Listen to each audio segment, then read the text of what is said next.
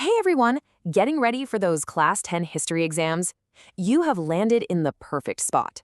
Today, we are going to unpack a super important topic, the 1848 revolution of the liberals. But before we dive in, do me a quick favor. Make sure you hit that like button, share this with your friends, and subscribe to the A1 Institute channel. We're rolling out content just like this to help you all crush your exams. All right, here's our game plan. We're going to start with what sparked the liberal revolution, then we'll head over to the Frankfurt Parliament.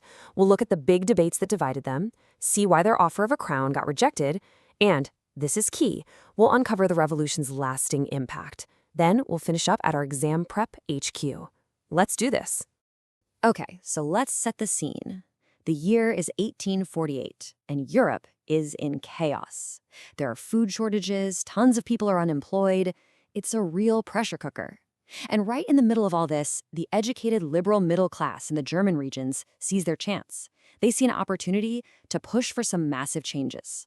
So what did they actually want? Well, their demands were pretty radical for the time. They wanted to unify the German states into one nation. They wanted a written constitution, and they demanded basic rights like freedom of the press and freedom of association. I mean, this was a total game changer. A huge shift away from the old-school monarchies that were running the show. Now, something really interesting was bubbling up during this time. Brand new political ideas. The concept of feminism, this idea of political, social, and economic equality for women, became a really central part of the whole debate.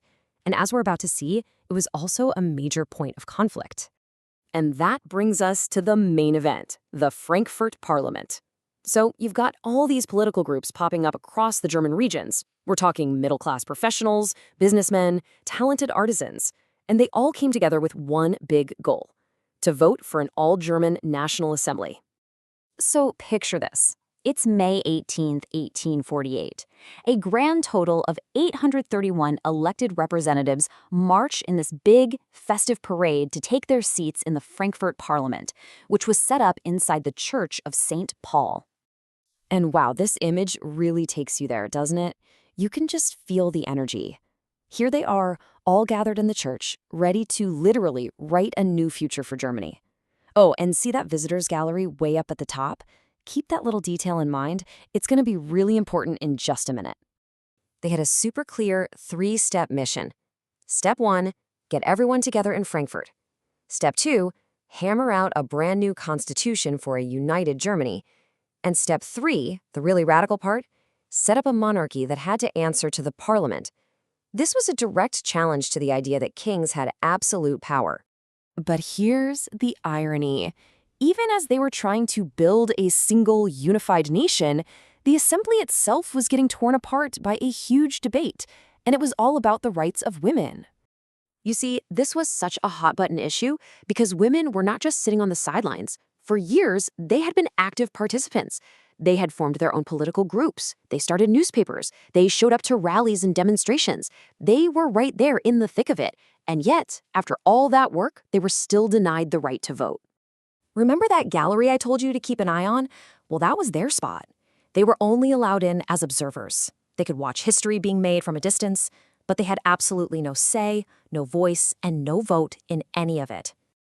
And this slide just lays out the two opposing views perfectly.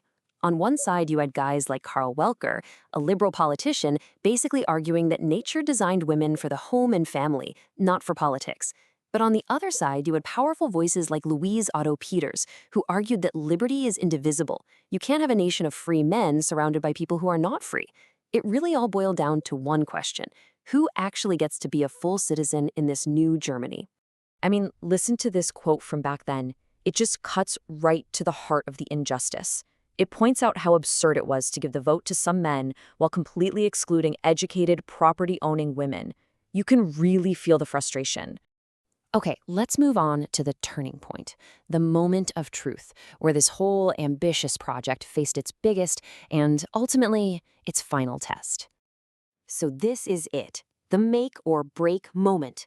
After all that work, all those debates, they draft their constitution and offer the crown of a united Germany to Friedrich Wilhelm IV, the King of Prussia. And what does he do? He flat out rejects it. He refused to accept a crown that came from the people, a crown whose power was limited by a parliament. Instead, he teamed up with the other monarchs to crush the whole movement. And with the king's rejection, everything started to fall apart like dominoes. The parliament, which was mostly middle class, also lost the backing of the workers and artisans. Facing massive opposition from the powerful aristocracy and the military, its influence just evaporated. In the end, troops were called in and the assembly was forced to break up.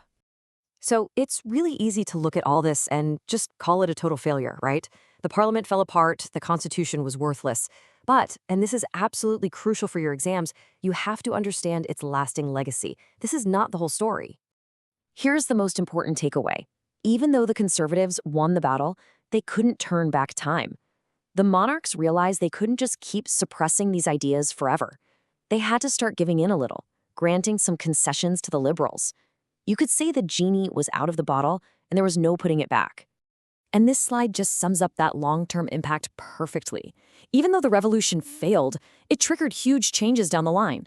Serfdom and bonded labor were abolished in places like the Habsburg lands in Russia. Monarchs started making reforms they never would have considered before. And the idea of a unified Germany, it was now alive and well, planting the seeds for what would happen later. And that right there is the core story of the 1848 revolution of the liberals. Now you've got the key events, the big conflicts, and the real consequences you need to know for your exams. But hey, this chapter has a lot more going on, right? So, for detailed explainers on all the other important parts, make sure you explore the A1 Institute channel. We've got you covered. And if you're looking for that extra edge, like personalized help with admissions, or you need detailed notes and expert guidance to really boost your scores, please get in touch with A1 Institute. All of our contact info, including the phone number, is right down there in the description. Thanks so much for joining me for this explainer. Keep up the amazing work, and best of luck with all your studies.